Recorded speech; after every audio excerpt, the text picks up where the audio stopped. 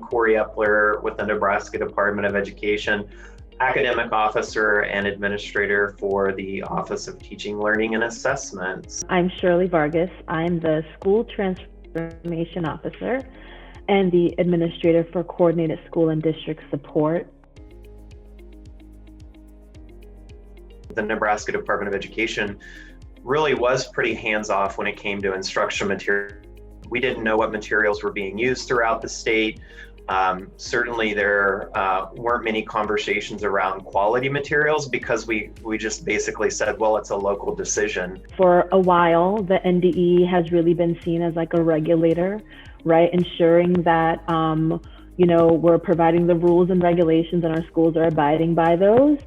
And simultaneously, we have been undergoing a paradigm shift around also being capacity builders and support for our schools and districts. From the lens of instruction and teaching, learning, and assessment over the last several years, we've really worked to have conversations around high quality instruction and thinking about what that means from a instructional vision to instructional materials and actually providing support around what that looks like in the classroom. I first learned of instruction partners through the network, through CCSSO, and having the opportunity to learn from the organization.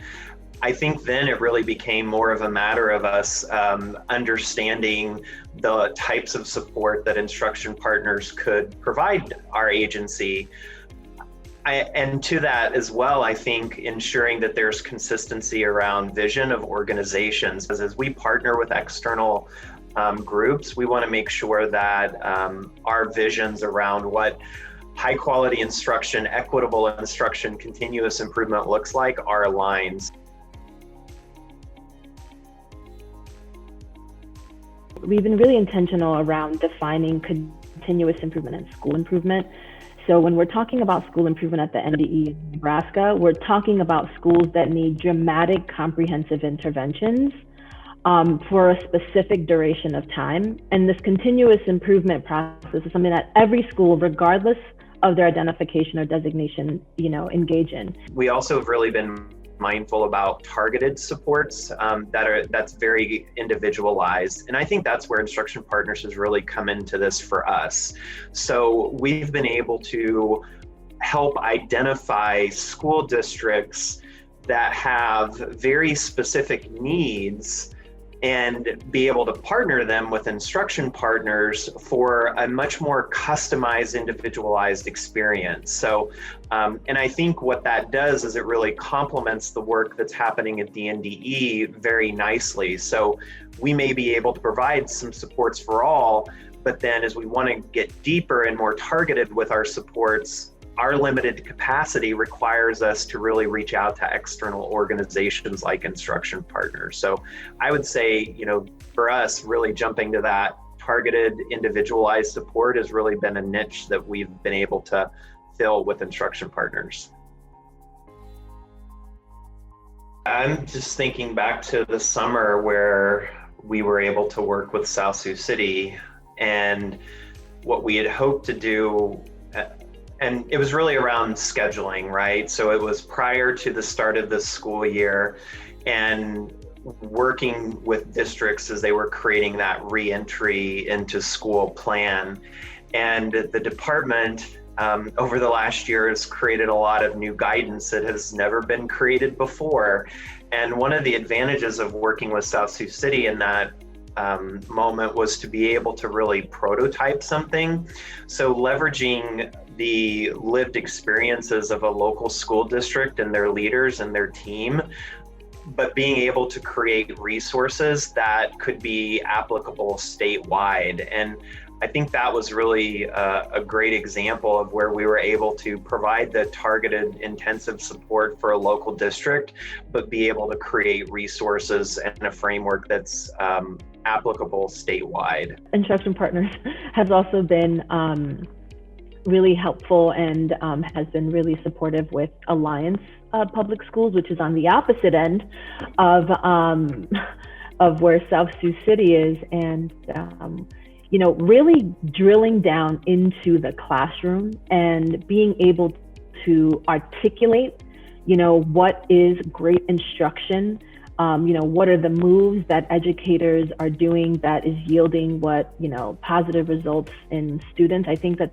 being able to get really specific on like what are the practices that leaders and educators need to do, I think has been really great, because that tied with the support that the ESU provides, who have also been part of those visits, it's just creating a great, micro ecosystem there that can in fact be spread across the state.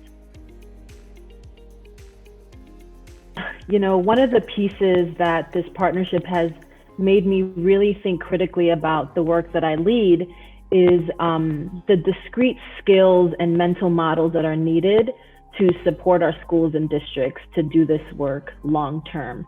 And I'm talking about like coaching around like what resource to bring at what point, when to push, when to pull. I think that those things are really critical. And, and it's making me think differently about, how we want to leverage models like the NENTSS team to also have a similar or parallel focus for discrete school improvement work that could be led across our state. I love the idea of building this, statewide team of folks that have the level of expertise that's required in order to really improve our schools and to improve instructions and to provide supports for teachers and our school leaders. So I think that's what it's got me thinking a little bit differently about, is like, what could this look like? What would we need in order to do something like this? I think that's the value of high quality partners in our efforts, is really getting us to think about sustainability of the work and how we can ultimately empower others to take it statewide.